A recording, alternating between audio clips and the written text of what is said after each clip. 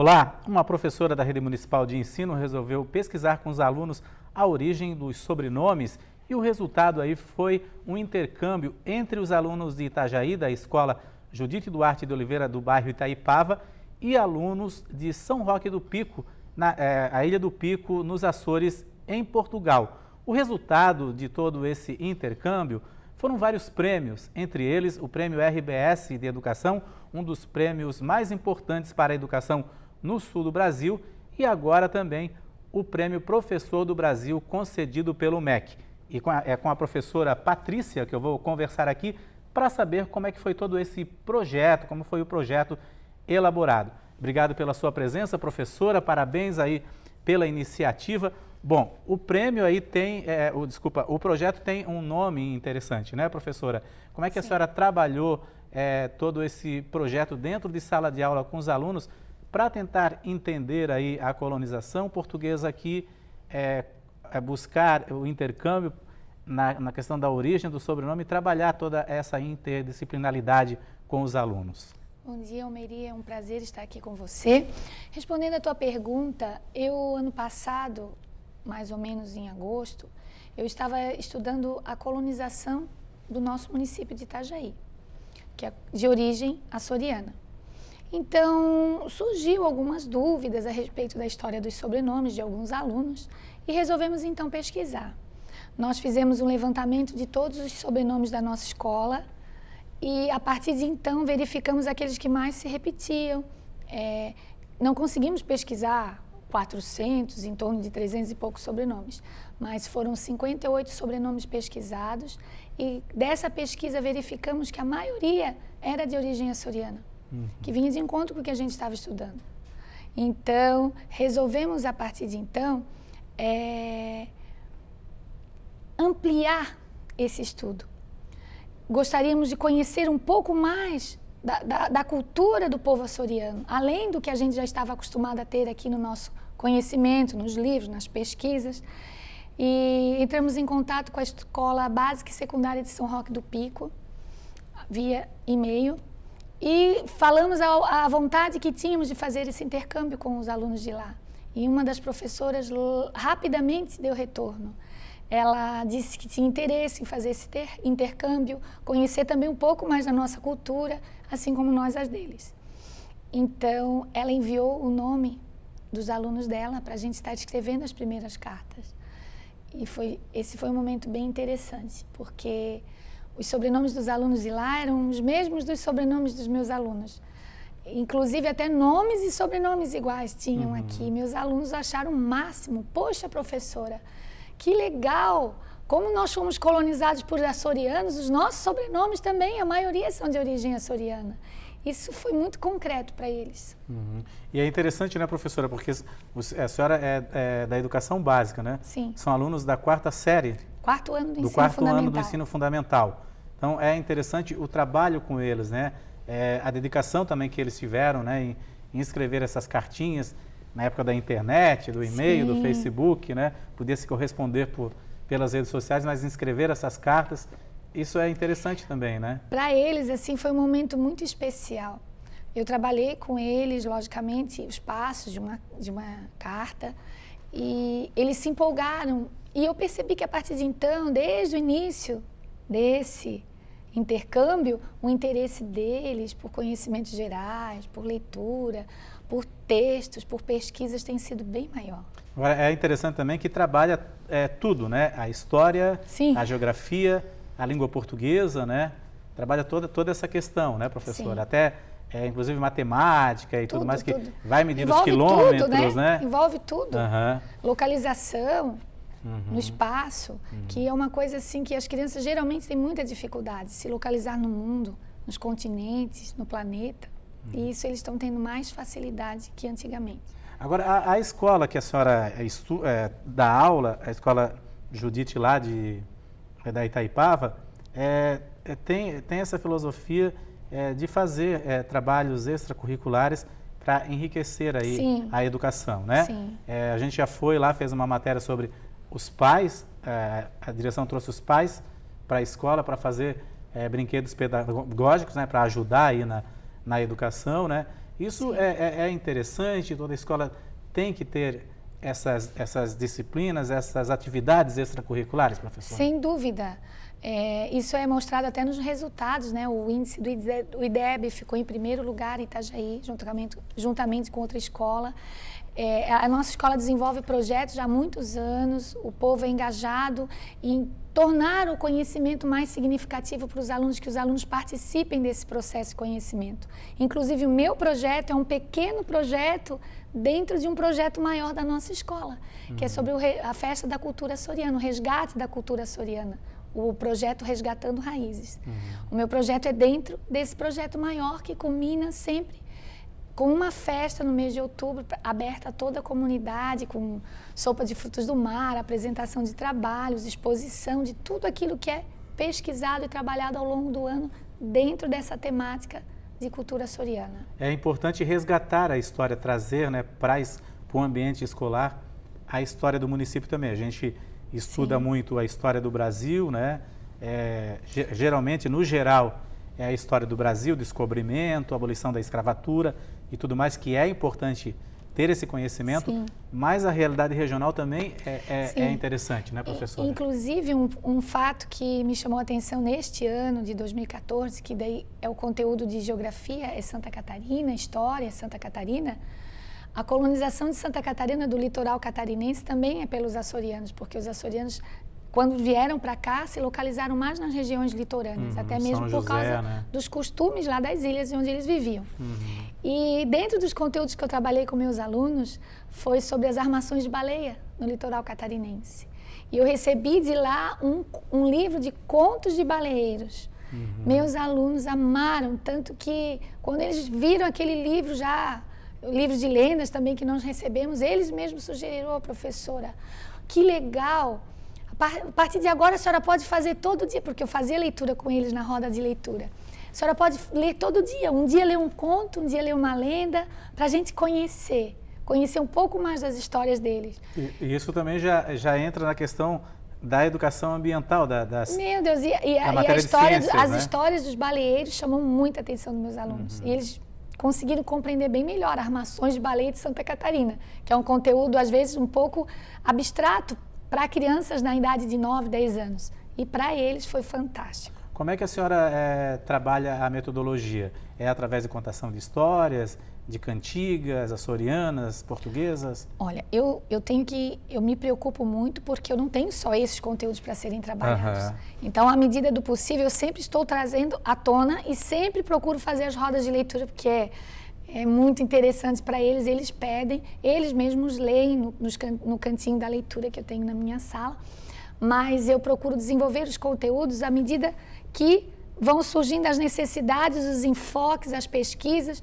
Eu já pesquisei, às vezes, conteúdos que nem são conteúdos de quarto ano. Por exemplo, o Triângulo das Bermudas. Surgiu num dos contos muito engraçados que eles ouviram, falava de Triângulo das Bermudas. Eles, o que é Triângulo das Bermudas?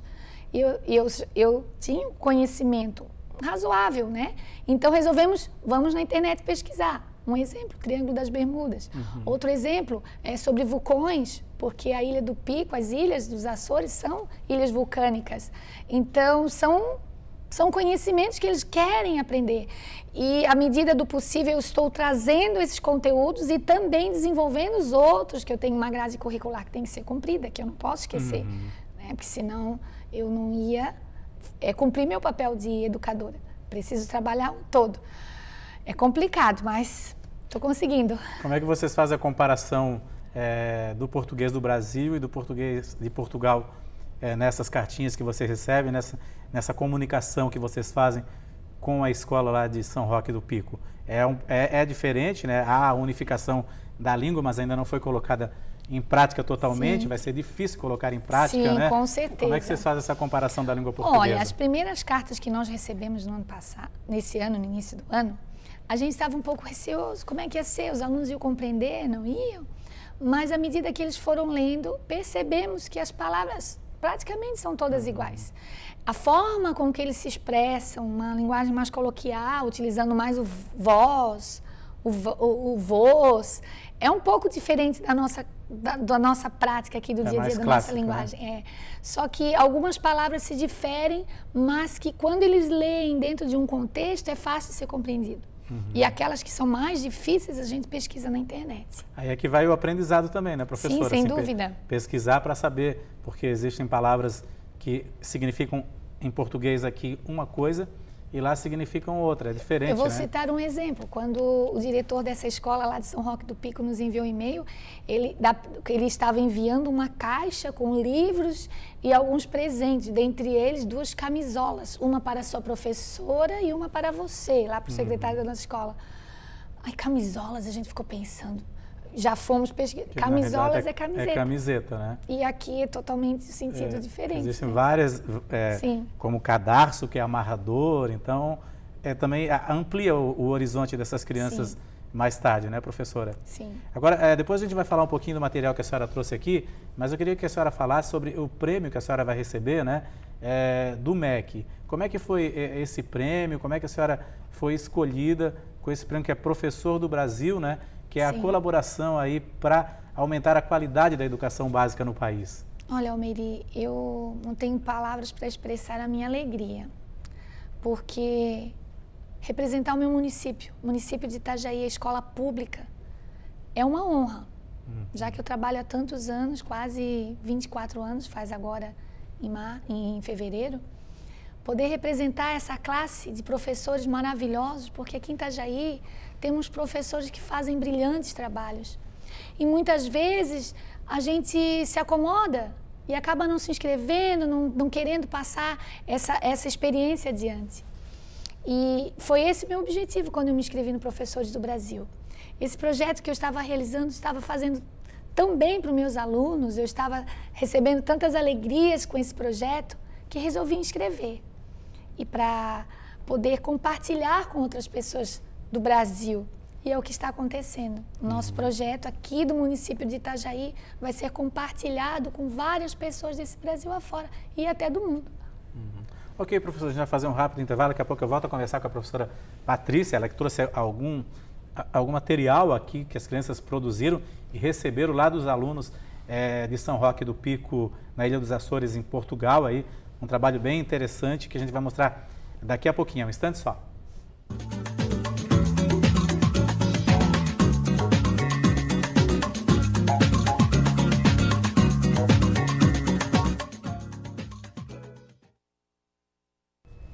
O painel Univale está de volta. A convidada do programa de hoje é a professora Patrícia Regina Vanderlinde Alves, professora da Escola Judite Duarte de Oliveira, do bairro Itaipava, que foi eleita aí com o prêmio Professor do Brasil do MEC, com o projeto aí de intercâmbio das crianças do 4º ano do ensino fundamental da escola com crianças de uma escola da ilha de São Roque do Pico, na Ilha dos Açores, em Portugal. A professora Patrícia aí desenvolveu o projeto resgatando aí as origens açorianas das crianças daqui, que agora se comunicam com as crianças da Ilha dos Açores, da Ilha do Pico dos Açores. Professora, a senhora trouxe aí algum material, né? Assim, postais que eles mandaram lá de São Roque do Pico, né, professora? Alguns postais, porque os outros que vieram estão com meus alunos. Para eles conhecerem um pouco da vegetação, da geografia. Pico, na realidade, a Ilha do Pico é uma ilha pequena, uma das 9 ilhas dos Açores. Houve uma corrente migratória bastante grande da Ilha do Pico, e principalmente aqui para São José, né? E para Porto Alegre, lá no Rio Grande do Sul, que foi colonizado por casais açorianos também, né, professora? Inclusive, agora quando eu estive em Porto Alegre, eu pude ter o privilégio de ver um monumento aos açorianos que tem lá no município de Porto Alegre, que foi justamente feito em 1974, em homenagem a 100 casais açorianos que se localizaram naquele município, naquela região para fundar aquela... Exatamente, que era conhecido como Porto dos Casais. Isso aqui são cartinhas... Não, isso aqui, eu não sei... Quando eu comecei a estudar os sobrenomes, eu fiz uma exposição, aliás, essa exposição foi exposta 3 vezes. Certo. E onde tinha algumas... Depois eu posiciono aqui. Alguns detalhes... Podem me dando, professora, para a gente dar uma... Da história dos sobrenomes. Então, fomos nas salas de aula pedir fotos que representassem as famílias. E junto Essas são famílias da comunidade da Itaipava? Sim, e junto com banners, falando um pouco sobre a história, a origem dos sobrenomes. Isso aqui é o sobrenome Machado, né? Sim. É um sobrenome que vocês pesquisaram também, a origem, que é de origem portuguesa, né? Aqui tem vários, aqui só são alguns dessa exposição. Alguns, né? Mas que foi bem interessante, porque a comunidade, tanto os alunos quanto toda a comunidade pôde presenciar, participar, ler, conhecer, foi bem significativo para eles. Isso aqui já é o sobrenome Mafra, que é um sobrenome bastante comum também nessa região, né, professora? Sim. E eles receberam cartinhas com esse sobrenome também que a senhora havia falado, né? Sim.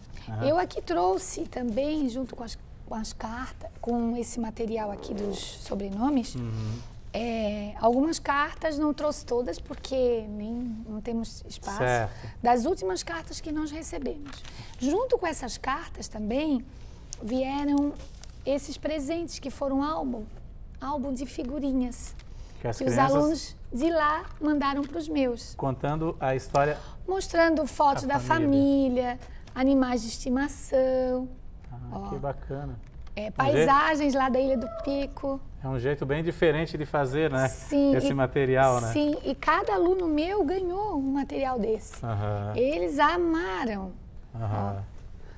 Olha, bem artesanal, né? Bem artesanal. E com capricho, né, professora? Sim.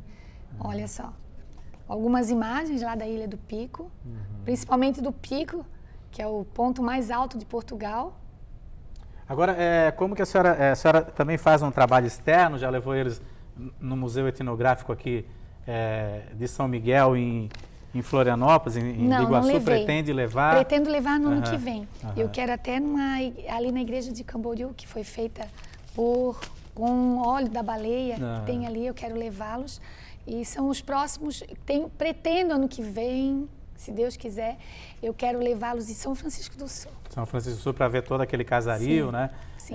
Colonial, assim, que foi uma das primeiras cidades que os portugueses fundaram aqui no Brasil, né? Para conhecer. Professora, e como que a senhora avalia, assim, a preservação da cultura portuguesa e açoriana aqui em Itajaí? Houve uma época que houve um boom, né, do resgate e da preservação com a fundação da Marejada. Hoje a Marejada tem uma repaginação diferente, mas como que a senhora avalia que há material em Itajaí para isso? A sua pesquisa pode colaborar também para esse resgate da cultura açoriana, para essa preservação? Eu acredito que sim. Inclusive o nosso projeto, Resgatando Raízes da nossa escola, que já é o 4º ano que vem será o 5º, nós pretendemos ampliar no ano que vem. Esse ano, o mês passado, foi nos visitar na escola a sócia fundadora da Casa dos Açores de Santa Catarina. Os representantes verificaram o meu trabalho na televisão e pediram para ela ir conhecer. Quando ela foi conhecer, gostou muito e já lançou ideias de parcerias para o próximo ano, justamente de resgate da cultura açoriana no nosso bairro, no nosso município. Então temos projetos para o futuro. Inclusive através dela é que hoje, na minha escola à tarde, vai estar uma contadora de histórias, escritora de livros infantis, radialista e bibliotecária da Ilha do Pico. Ela visitará hoje nossa escola, faremos um intercâmbio com apresentações e ela fará a contação de história para os meus alunos. Isso é bastante bacana, que é o primeiro contato físico deles. Físico com alguém de lá. Com alguém de lá, né, professora? E todo esse resgate, todo esse trabalho, até a questão desse prêmio, eu acho que traz em foco o resgate da cultura açoriana, porque senão não adianta falarmos em querermos transformar o mundo se não conhecemos a história, se não compreendemos da onde, o porquê das coisas. Precisamos valorizar isso, até para que possamos transformar esse mundo que a gente vive, começando pelo conhecimento. E isso é bacana porque houve a migração lá por volta de 1750, onde chegaram aqui em São José, foram povoando o litoral catarinense. E com muita dificuldade. Com muita dificuldade, foram a Porto Alegre e não houve mais essa aproximação, né?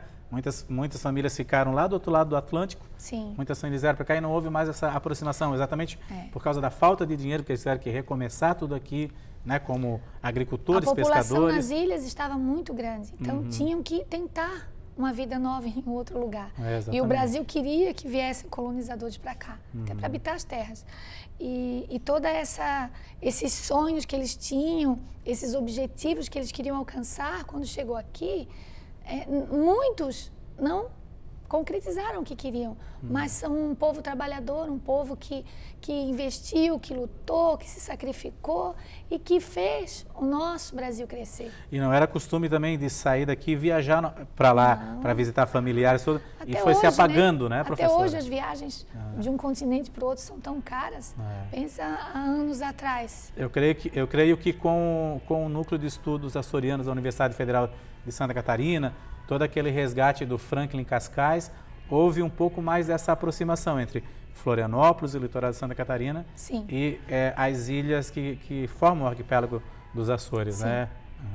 Agora, professora, falando um pouquinho do prêmio Professor do Brasil, que reconhece, né, o esforço que os professores fazem para elevar a qualidade do ensino público no país, eu queria saber da senhora, esse diferencial que vocês fazem na escola, aquele da confecção, trazer a família para confeccionar os brinquedos pedagógicos. Sim. Todo esse trabalho que a senhora fez também.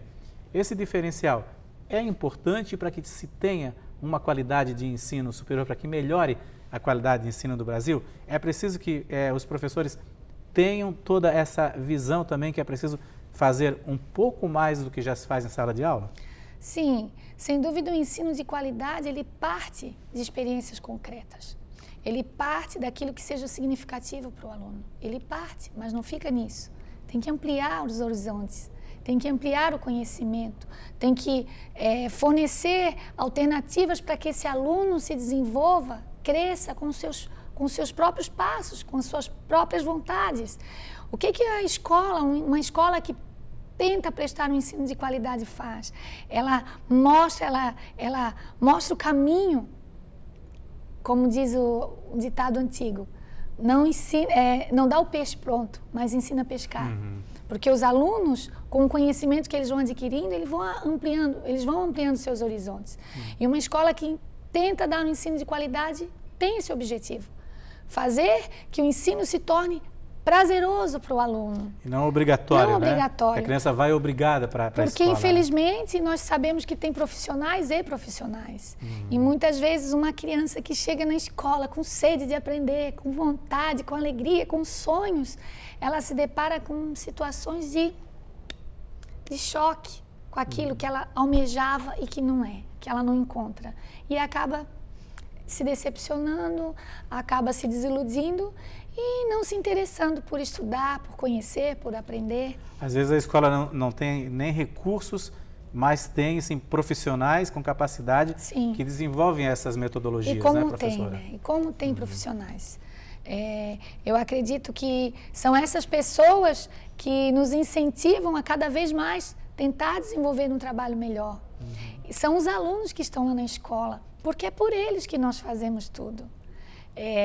Quando eu penso em cada sucesso, em cada vitória, cada prêmio desse conquistado, meu foco maior são eles. Porque é deles, que eles são a minha inspiração. E é para eles que eu tento fazer o meu melhor. Sei que tem um monte de defeitos, um monte de falhas, mas eu tento sempre fazer o meu melhor. Porque a criança espera isso da gente. E eu acredito também que isso incentiva, né, muitos adolescentes que estão saindo do ensino médio, ou até pessoas que almejavam ser professores e que acham que a carreira do professor não é mais uma carreira tão boa, né? Acho que isso incentiva bastante, que mostra que há alternativas, há caminhos para ser um professor, para se tornar um professor vitorioso, né? A gente vê aí uma falta de alunos nas licenciaturas, Sim. apesar de todo o esforço do governo federal, das universidades, de trazer esse pessoal para a licenciatura como bolsa, né? Isso acaba incentivando também, né, professora? Sem dúvida. Porque quando a gente pensa lá naquelas crianças, que a gente serve como um instrumento para ajudá-los a crescer enquanto cidadão, estimula qualquer um a querer continuar. A gente sabe que não está fácil. A gente sabe que financeiramente não é reconhecido. A gente sabe que tem muito a galgar nessas questões financeiras. A gente compreende também que muitos não valorizam essa profissão como deveriam valorizar, porque tudo passa pelo professor. Só que apesar desses pontos negativos, o melhor é poder estar com crianças, é poder contribuir para o futuro delas, é poder tu olhar hoje um adulto e tu lembrar, puxa, eu dei aula para ele, fiz parte da vida dele, fiz a diferença na vida dele. E esse é o cuidado que nós temos que ter. Que marcas nós queremos deixar nessas crianças? Uma marca positiva ou não? Então, por isso, nós temos que cuidar muito do nosso trabalho. E o professor tem a consciência que realmente muitos pais transferem a educação exatamente para o profissional da educação, né? E cada vez, nos últimos anos, nós vemos bem isso acontecendo. Eu não penso que seja somente por desleixo dos pais, não. Até a questão do dia a dia, da correria do dia a dia, a preocupação de sustentar suas famílias, a preocupação de ir para o trabalho, acaba distanciando um pouco, separando um pouco as famílias. Não por vontade dos pais, mas por necessidade. E como é que foi a participação dos pais nesse trabalho? Ai, incrível. Eu vi aí pelas fotos o resgate, né? Os filhos deixam eles bem agitados, assim, porque inquietos. Inclusive, a nossa última carta, eles enviaram presentes, enviaram bicho de pelúcia, brinquedos, juntamente com outros presentes que foram lá. Então, acredito que já deve ter chegado essa última carta. Eles ainda não entraram em contato conosco, mas eles estão eufóricos para ver. Os pais também absorvem esse aprendizado, né? Sabes o que é interessante? A segunda carta que foi enviada, eles fizeram um filme lá. Eles fizeram um vídeo e nos enviaram. Meus alunos se emocionaram. Eu chorei, sou chorona. Meus alunos se emocionaram, foi algo fantástico, assim. Quando eles abriram as bandeiras que nós enviamos aqui de Itajaí, Santa Catarina, do Brasil, os livros que nós enviamos, foi fantástico. Tá certo, professora. Eu queria agradecer a sua presença aqui. Parabéns, assim. Muito obrigada. Espero que muitos professores sigam o exemplo assim, porque realmente essas alternativas, esse diferencial é que faz realmente melhorar a qualidade do ensino fundamental do Brasil, que é tão criticado, mas que por trás tem muitos profissionais assim também, certeza. Né? Muito obrigado, professora, pela sua presença aqui. Muito obrigada para você também. Obrigado. O Painel Univale fica por aqui. Até o próximo programa.